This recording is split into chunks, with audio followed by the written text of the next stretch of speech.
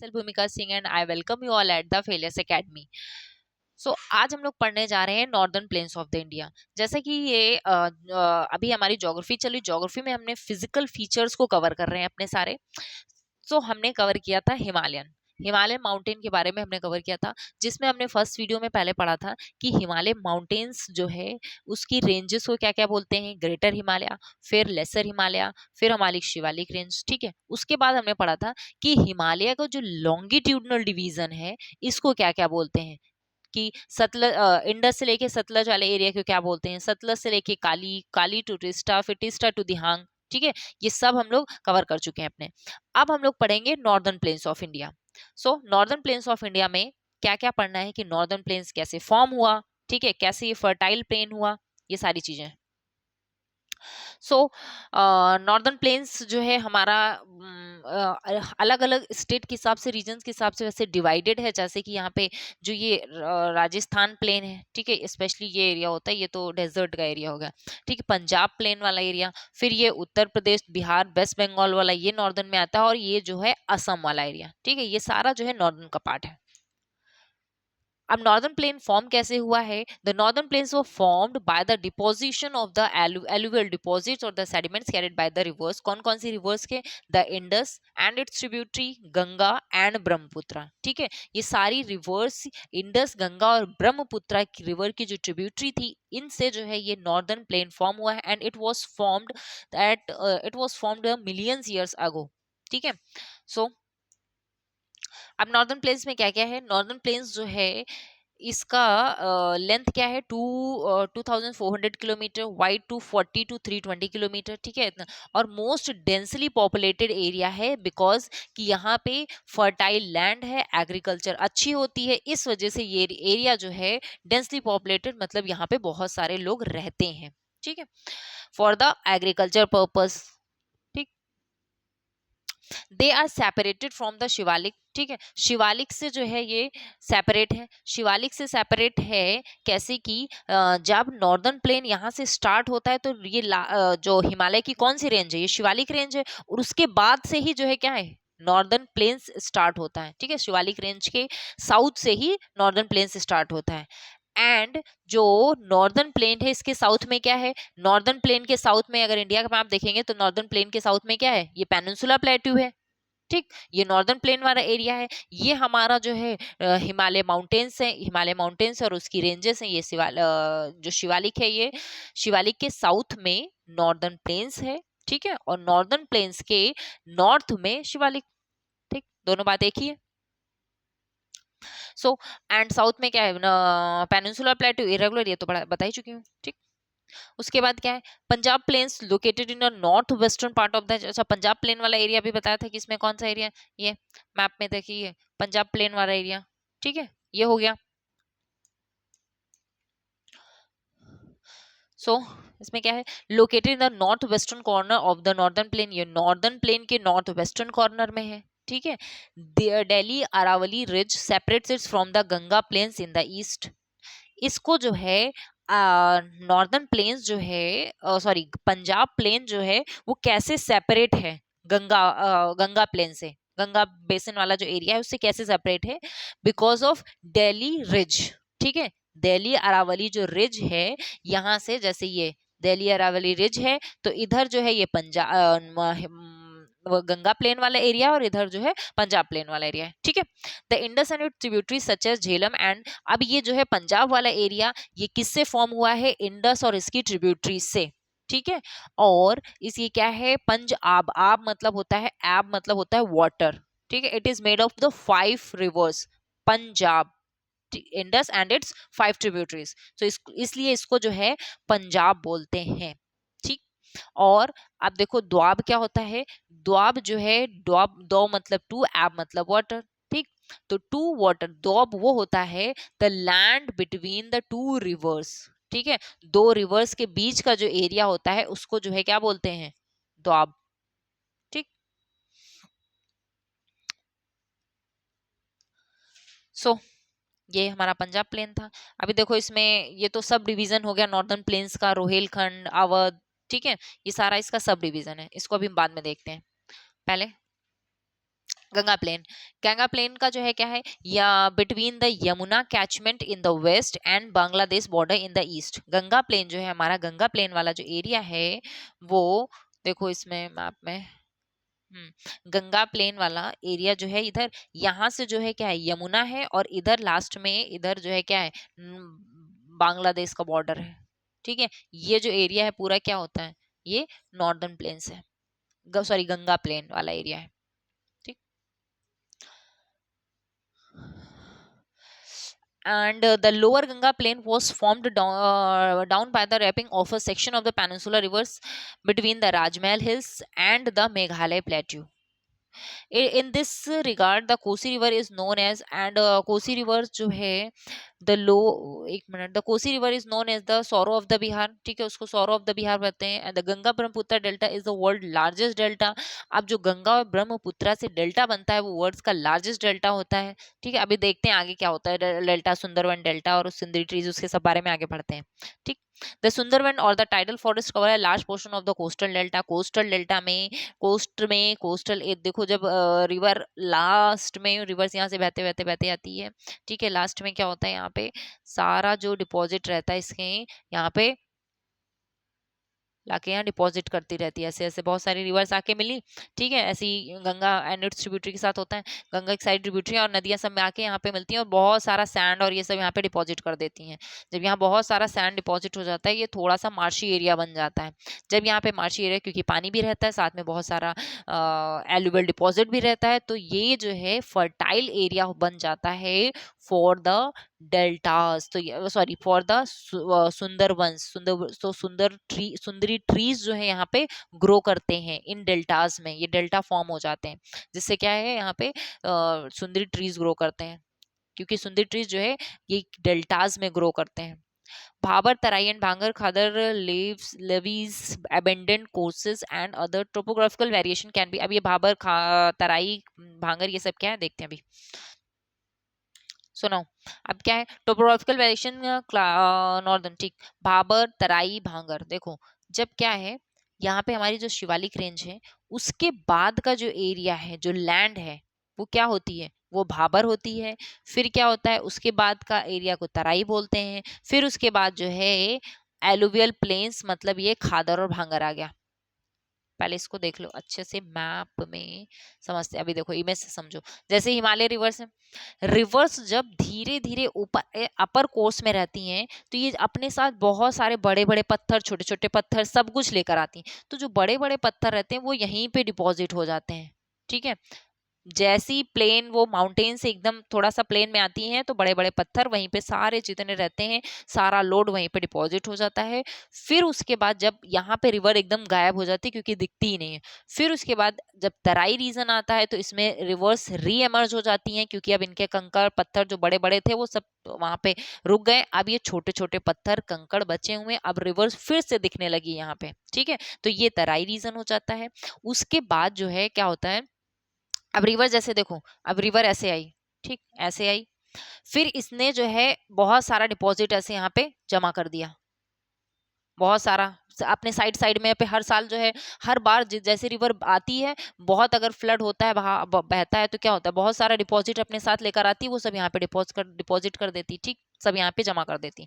फिर उसके बाद अब रिवर नेक्स्ट ईयर या फिर जब भी फिर बाढ़ आई, फिर क्या हुआ, फिर अब जो है फिर से वो नया खूब सारा डिपॉजिट लेकर आएगी, फिर वो डिपॉजिट कर देगी यहाँ पे। तो ये जो पहले वाला डिपॉजिट था ये पुराना हो जाएगा, और ये जो नया वाला अब डिपॉजिट है, सपोज वेट, सपोज कि उसने ऐसा, अब नया जो डिपॉजिट लाई वो ऐसे, ठीक है, नया डिपॉजिट उसने ऐसे कर दिया, नया वाला जो नया उसका डिपॉजिट। अब फिर से रिवर आई, फिर से वो बही, फिर मतलब बहुत सब अपना अपने साथ कंकड़ पत्थर वो सब लेकर आई और उसने नया डिपॉजिट कर दिया। ठीक, तो ये जो है ये क्या हो गया, जो पुराना वाला हो गया उसको हम बोलते हैं भांगर, और जो न्यू न्यू डिपॉजिट होता रहता है उसको बोलते हैं खादर। ठीक है, तो ये डिफरेंस है भांगर और खादर में। और जो ये नया सॉरी भांगर होता है इसमें ये बहुत ही थोड़ा सा सैंड, सिल्ट, क्ले, इसमें ये सब ज्यादा होता है, सैंड, सिल्ट। क्योंकि ये ओल्डर डिपॉजिट होता जाता है। तो जितना ओल्ड होता जाएगा तो कंकड़ पत्थर पीछे पीछे जाते जाएंगे और नया डिपॉजिट जो सैंड जो मिट्टी है वो उससे बाहर आके मतलब रिवर के पास होती जाती है। ठीक है। सो और अब इसके बाद क्या है, Bhabar the runs parallel to the south of the Shivalik foothills 8 to 10 kilometre. Streams इसमें स्ट्रीम जो है डिसअपेयर हो जाती हैं और शिवालिक रेंज के फुटहिल्स में मतलब शिवालिक रेंज के नीचे ही होता है। ठीक है। 8 to 10 किलोमीटर ये वाइड है। द क्रॉप वेरिएशन एंड हाँ, तो ये जो है यही भाबर वाला यही ये भाबर यही है। ठीक है।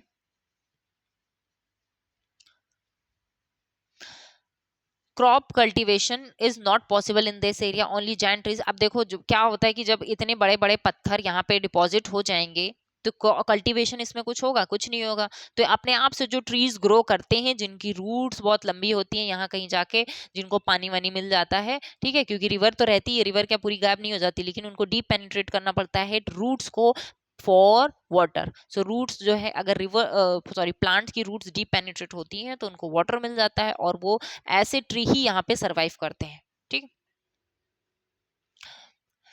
and crop cultivation and the bhabar belt is narrow in the east and wide in the west and northwestern hilly regions। जो भाबर बेल्ट है वो हमारी ईस्ट में क्या है, बेल्ट नैरो है, मतलब ऐसे है कुछ ऐसे। ठीक। ईस्ट के साइड है, ये हमारा ईस्टर्न पार्ट हो गया, ये वेस्टर्न पार्ट हो गया। तो यहाँ पे थोड़ा सा वाइड है, इधर थोड़ा सा narrow. Terai Terai region lies between to the lies to the south of the Bhabar. अब देखो भाबर के बाद जैसे इसमें था, भाबर के बाद क्या आया, तराई आया ना, तो वही it has a width of 10 to 12 kilometre. इसकी विथ जो है मतलब चौड़ाई 10 से 20 किलोमीटर है। स्ट्रीम्स एंड रिवर्स री एमर्ज, इसमें स्ट्रीम रिवर्स और ये सब री एमर्ज दोबारा दिखाई पड़ने लगती हैं। एंड हाँ, जिसकी वजह से क्या है, ये मार्शी एंड स्वैम्पी एरिया बन जाता है। ठीक है, क्योंकि ऑलरेडी उनके पास जो है कंकड़ पत्थर छोटे छोटे डिपॉजिट्स ये तो रहते ही हैं और पानी जो है फिर से दिखाई देने लगता है, क्योंकि बड़े बड़े पत्थरों की वजह से पानी दिखाई नहीं पड़ता है इन भांगर तराई में, फिर से दिखाई पड़ने लगता है। तो यहाँ पे क्या है, वेजिटेशन अच्छी होती है ना। एंड इज अ होम और to a diverse range of wildlife, और यहाँ पे बहुत सारे वाइल्ड लाइफ भी रहते हैं। और दुधवा नेशनल पार्क जो है यूपी में सीतापुर में, ये यहीं पे लोकेटेड है तराई रीजन में। ठीक है। नाउ एलुवियल प्लेन्स में दो हमारा पार्ट में डिवीजन था, खादर और भांगर। ठीक। खादर जो है क्या था, न्यू डिपॉजिट था और भांगर ओल्ड डिपॉजिट था। याद रखना, भांगर मतलब ओल्ड डिपॉजिट और खादर मतलब न्यू डिपॉजिट। अभी बताया जैसे रिवर्स आती है तो अपने साथ बहुत सारा डिपॉजिट लाती है, तो वो यहाँ पे डिपॉजिट कर देती है। फिर जो है फिर बाद में हर साल जब फ्लड आता है तो फिर बहुत सारा वो लोड लेकर आती है, फिर यहाँ पे आगे आगे डिपॉजिट करती जाती है, ये सब पीछे जाता जाता है तो ये सब पुराना हो जाता है, तो इसको हम लोग भांगर बोलते हैं। और जो नया नया डिपॉजिट होता रहता है उसको खादर बोलते हैं। These plains have a sandbars, meanders, oxbow lakes and braided channels। अब देखो sandbars क्या होता है, देखो sandbars ये देखो ये क्या है, जब रिवर्स आती है बहुत सारा फ्लड और ये सब सैंड वैंड लेकर आती है, डिपॉजिट कर देती है, तो क्या होता है, अब जैसे रिवर्स ऐसे बही आई है, ठीक है, रिवर्स ऐसे ऐसे ऐसे ऐसे करके आई। अब जो है पहले इधर से बह रही थी, इधर से बह रही थी, अब उसके बाद जो है इसने अपना थोड़ा सा कोर्स चेंज कर लिया है। तो इधर अब ये जो एरिया से सेपरेट हो गया है, ये एक सैंड मतलब यहाँ पे जो बालू ये एरिया ये क्या हो गया है, इधर जो है ये अब ये पान इसने अपना कोर्स चेंज कर लिया, अब इधर से बहने लगी, तो ये जो इसके बीच का एरिया है ये क्या हो गया, सैंड बार बन गया। सैंड बार मतलब इधर पानी है, ये भी पानी ही है, इधर वाटर ऐसे जाके फिर मान लो इधर ऐसे जाके मिल जा रही है। तो इन दोनों के जो बीच का, एक मिनट चलो देखो सही से बताती हूँ। देखो ये इमेज बनी हुई है, इसमें देख लो कि ऐसे देखो ये सैंड बार है और ये देखो पानी उधर है और ये इधर पानी है। ठीक। अब ये पूरा एरिया जो है सेपरेट हो गया है इससे, इस वाटर से, और ये दोनों तरफ पानी पानी है और ये बीच में जो सैंड है, और इसी को ही रिवराइन आइलैंड बोलते हैं। ठीक है, रिवराइन आइलैंड भी इसी को बोलते हैं। सो ये जो आइलैंड आपको यहाँ पे दिख रहा है ये रिवराइन आइलैंड मतलब रिवर्स से बना है। आइलैंड तो वैसे ओशंस में बनते हैं, सी में बनते हैं, ठीक है, लेकिन जो ये आइलैंड है ये रिवर का आइलैंड है, मतलब रिवर ने बनाया है ये आइलैंड को। सो एंड मिएंडर्स, ऑक्सबाउ लेक, मिएंडर, ये सब क्या होता है देखो, मिएंडर क्या होता है, जैसे कि रिवर ऐसे आई,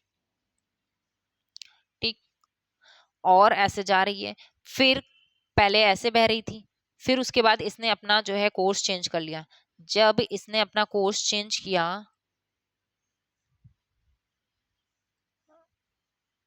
ऐसे करके,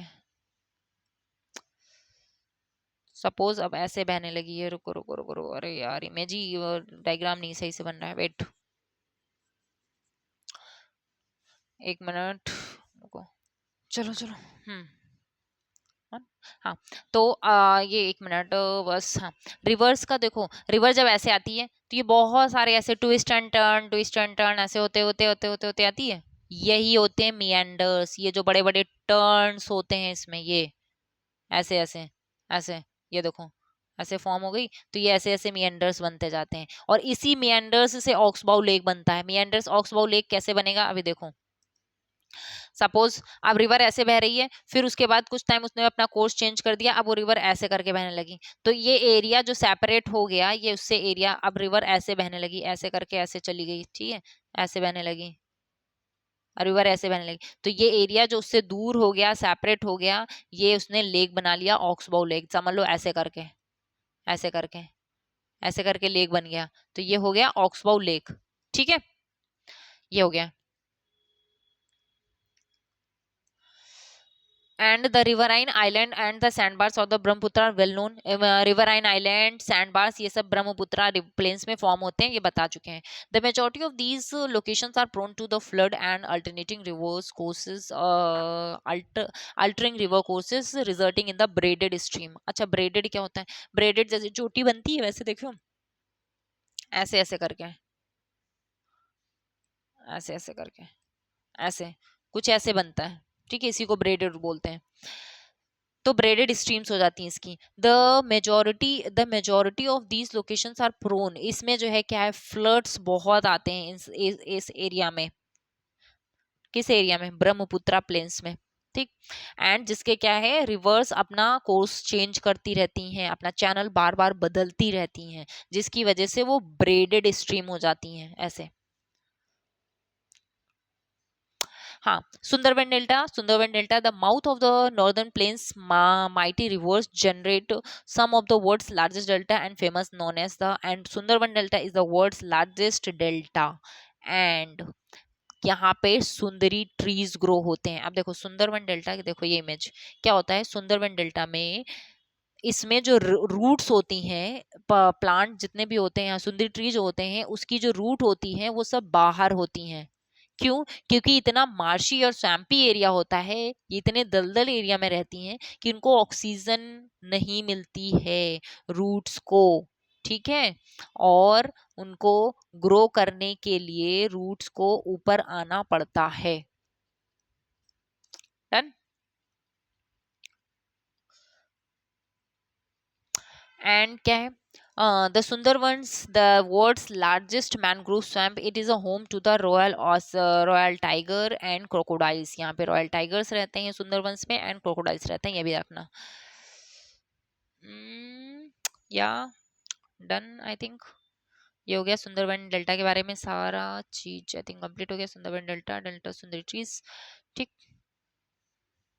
नाउ रोहिलखंड प्लेन, ये रोहिलखंड प्लेन, अवध प्लेन, ये सब क्या है, ये सब जो है मैंने बताया था, ये नॉर्दर्न प्लेन्स का जो गंगा प्लेन है उसका ये सब डिवीजन है, ठीक है, मैप में देखते हैं एक बार, रुको, हाँ, ये वाला देखो, ये नॉर्दर्न, यहाँ पे ये गंगा प्लेन है, ये वाला एरिया इतना, तो इसमें जो ये है ये रोहिलखंड है, ये अवध प्लेन है, ठीक है, इसके बारे में थोड़ा सा देख लेते हैं फटाफट, जो इंपॉर्टेंट इंपॉर्टेंट चीजें हैं। Rohilkhand is a low lying alluvial region in the north western UP, ये यूपी के नॉर्थ वेस्टर्न में है, ठीक है, आज का जो मेरठ और दिल्ली ये सब एरिया है, नोएडा, ये पूरा एरिया ये रोहिलखंड वाला है। It lies between the Ganga river in the west and Awadh plain in the east, Ganga river इसके वेस्ट में है और अवध प्लेन जो है इसके ईस्ट में। And in Mahabharata time it was called as Madhya Desh. और रोहेलखंड का नाम एरिया का रोहेल ट्राइब से बना था। जैसे इससे प्रीवियस वीडियो में हमने क्या पढ़ा था, जो नॉर्थ ईस्टर्न की जितनी भी हिल्स हैं, रेंजेस हैं, वो सब ट्राइब के नाम पे, जो ट्राइब वहां पे रहती है उन्हीं के नाम पे वो रेंजेस का नाम है। तो वैसे ही रोहेला नाम की ट्राइब इस एरिया में रहती थी, इस वजह से रोहेलखंड प्लेन नाम पड़ गया उसका। ठीक। Now, Awadh Plain is located in the central part of the UP between the Purvanchal and the Rohilkhand। ठीक है, रोहिलखंड पूर्वांचल ईस्ट में है, रोहिलखंड वेस्ट में है इसके।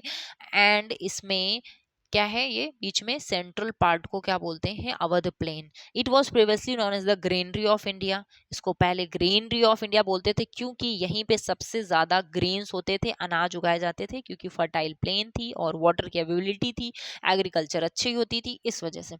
Awadh plain is well known for distinctive cuisines and the culture. ठीक है, distinctive cuisines and the culture. अब यहाँ पे सिटी कौन कौन से important, Lucknow, Kanpur, Bareilly, Faizabad are the important cities located in this Awadh plain. ठीक है, ये था हमारा अवध प्लेन के बारे में।